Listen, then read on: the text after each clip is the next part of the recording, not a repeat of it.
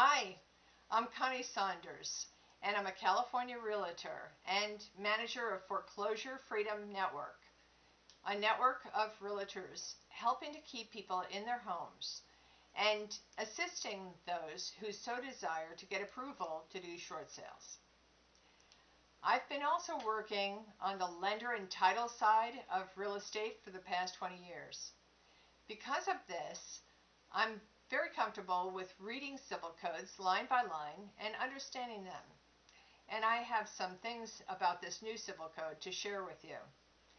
There is no advantage to forcing you out of your home.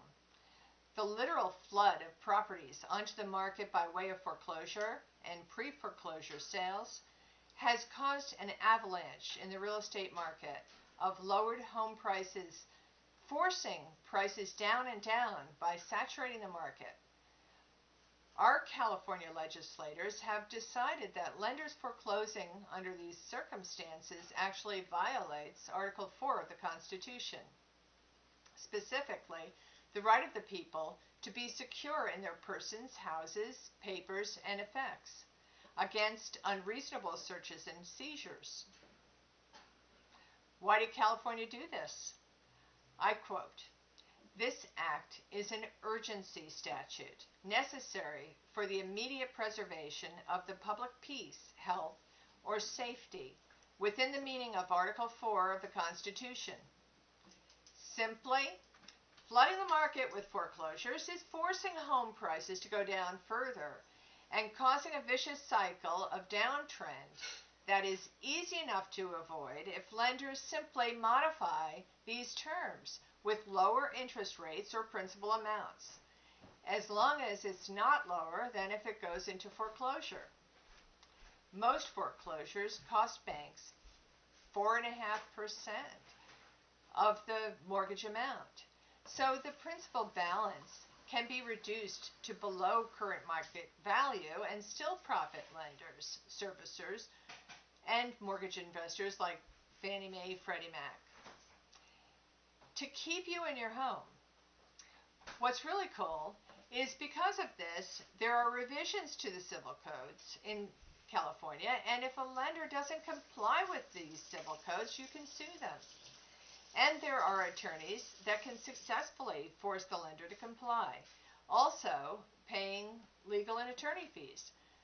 The civil codes make it very difficult for lenders to comply with many regulations that they now must abide by. Calling and meeting with property owners, such as you, in person to work out a loan modification that you approve is a key point.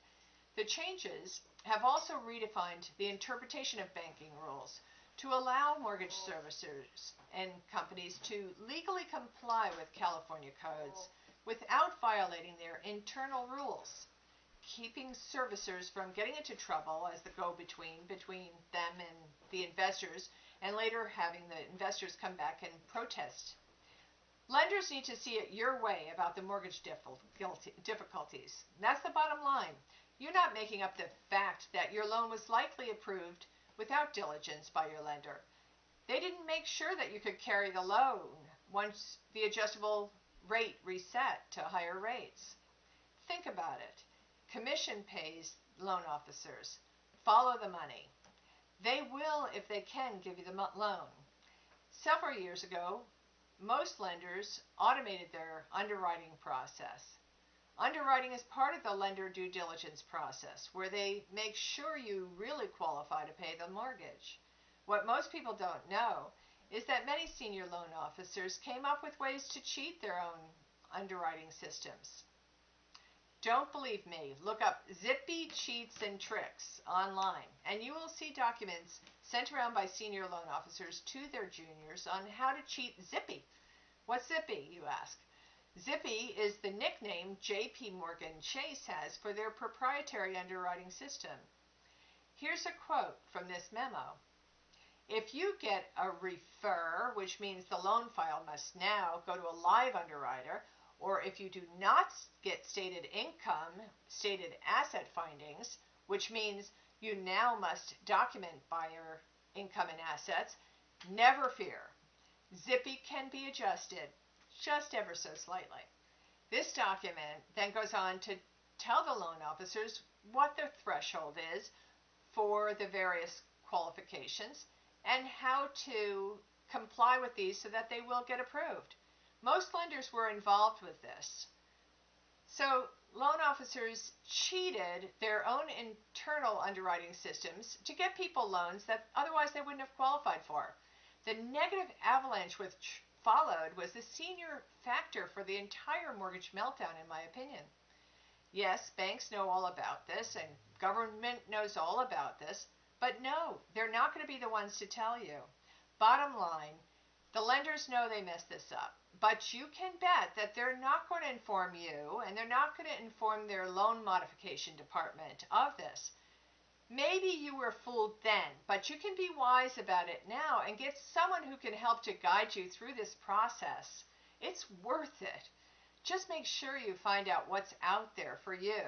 When you really think about it, why wouldn't lenders want you to continue in your home and modify your adjustable rate mortgage that has reset or is going to be, rather than have to make you foreclose and kick you out for a loss of what amounts to 50% of your mortgage amount when you include foreclosure fees?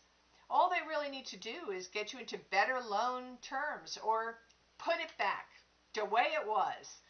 Anyway, I thought I'd give you the heads up on all of this and encourage you to stand up for your constitutional rights as American citizens to be secure in your person, house, papers, and effects against unreasonable search and seizure. By the way, we have no upfront fees for the assistance we give. You don't have to worry about throwing money down the toilet using us. Either we get you into a new loan or our service is free.